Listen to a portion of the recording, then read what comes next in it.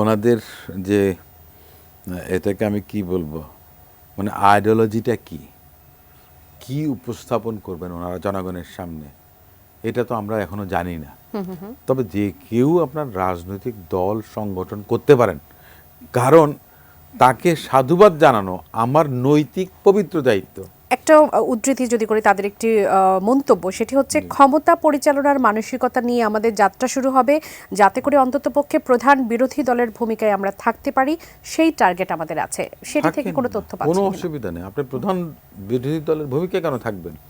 আপনি কেন, আপনার আত্মবিশ্বাস এত কম যে আপনি ক্ষমতায় যেতে পারবেন না? আপনি এই কথাটা বললেন না। আপনি প্রধান বিরোধী দলের ভূমিকায় থাকবেন, কাকে তাহলে আপনি সরকারে দেখতে চাচ্ছেন? আমি যেটা শুরু করেছিলাম কি, যে আমি অভিনন্দনটা জানিয়েছি এ কারণে, আমার দলের প্রতিষ্ঠাতা শহীদ রাষ্ট্রপতি জিয়াউর রহমান, মুক্তিযুদ্ধের ঘোষক, তিনি কিন্তু ৭৫ পরবর্তীতে একদলীয় শাসন যেটা ছিল সেটার থেকে উত্তরণ ঘটিয়েছিলেন ৭ই নভেম্বরের পর ১৯৭৫ সালে বহুদলীয় গণতন্ত্র। জি, এই যে ওনারা যেটা করবেন সেটাও কিন্তু বহুদলীয় গণতন্ত্রের অংশ হিসেবেই কিন্তু ওনারা আসবেন। সে কারণেই আমার দলের স্পিরিট যেই আসুন না কেন, যারাই আসুন না কেন, আপনি জনগণের জন্য যদি ভালো করেন, আমার থেকে যদি ভালো করেন, আমি আপনাকে দায়িত্বটা দিয়ে দিব।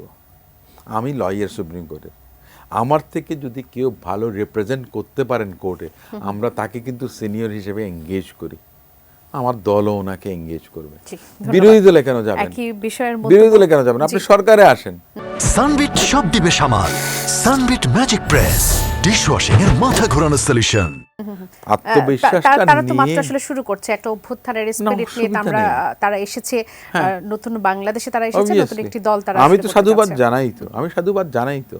আপনি আপনার আইডিওলজি, ওনার নিঃসন্দেহে সময় যখন আসবে, ওনারা নিঃসন্দেহে ওনাদের যে কর্মপন্থা, ওনাদের আইডিওলজি, ওনাদের সঙ্গে আমাদের কি তফাৎ, বা বিদ্যমান যে রাজনৈতিক দলগুলো আছে তাদের সঙ্গে তাদের কি তফাৎ, কিংবা ফেসিস্ট যারা ছিল ১৬-১৭ বছরের আওয়ামী লীগ, তাদের সঙ্গে ওনাদের কি তফাৎ, এটা ওনারা তুলে ধরবেন জনগণের কাছে। জনগণ কাকে কিভাবে গ্রহণ করবে সেটা তো জনগণের বিষয়। আমিও স্বাগত জানাচ্ছি, কিন্তু অ্যাট দ্য সেম টাইম আমি এটাও বলতে চাই যে আমরা অতীতে দেখেছি যে রাষ্ট্রীয় ক্ষমতার কেন্দ্রবিন্দুতে থেকে যখন একটি রাজনৈতিক দলকে পৃষ্ঠপোষকতা করা হয়, যেমন ফেরদৌস আহমেদ কোরেশির দল, আপনি দেখেছেন যে সেগুলোর অস্তিত্ব বিলীন হয়ে গিয়েছে। আমরা কিংস পার্টি দেখেছি এরকম। তো এখন এটা যেন আরেকটা কিংস পার্টি না হয়, ওটা একটা আশঙ্কার জায়গা। এবং আরেকটা আশঙ্কার জায়গা হচ্ছে, আমরা দেখেছি যে সেই তাদের পাশে নাকি দেখা যাচ্ছে ইদানিং যে আওয়ামী লীগের অনেক সুবিধাভোগীরা তাদের আশেপাশে দেখা যাচ্ছে। তো এখন এটা কি আবার সেই পতিত স্বৈরাচারকে পুনর্বাসন করার একটা প্রজেক্ট কিনা, ওটা নিয়েও কিন্তু অনেকে সন্দেহ প্রকাশ করছে, এবং সন্দেহ প্রকাশ করার যৌক্তিক কারণও রয়েছে। তো এগুলো কিন্তু আমাদের আশঙ্কার জায়গা। তো এই আশঙ্কার জায়গাগুলি নিয়ে তাদেরকে খোলামেলা কথা বলতে হবে, জনগণকে বোঝাতে হবে যে না, এটা কোনো কিংস পার্টি না, বা এটা কোনো আওয়ামী লীগের পুনর্বাসন কেন্দ্র না। যদি তারা করতে পারে তাহলে আমি মনে করি যে তারা বিরোধী দল কেন, তারা তো সরকারি দল হিসেবেও আসতে পারে, তাই না? তো এটা আসলে আমাদের শুভকামনা থাকে তাদের জন্য, কিন্তু আমরা একটু সন্দেহের চোখ খোলা রাখবো। পর্যবেক্ষণ আপনারা করতে চাচ্ছেন।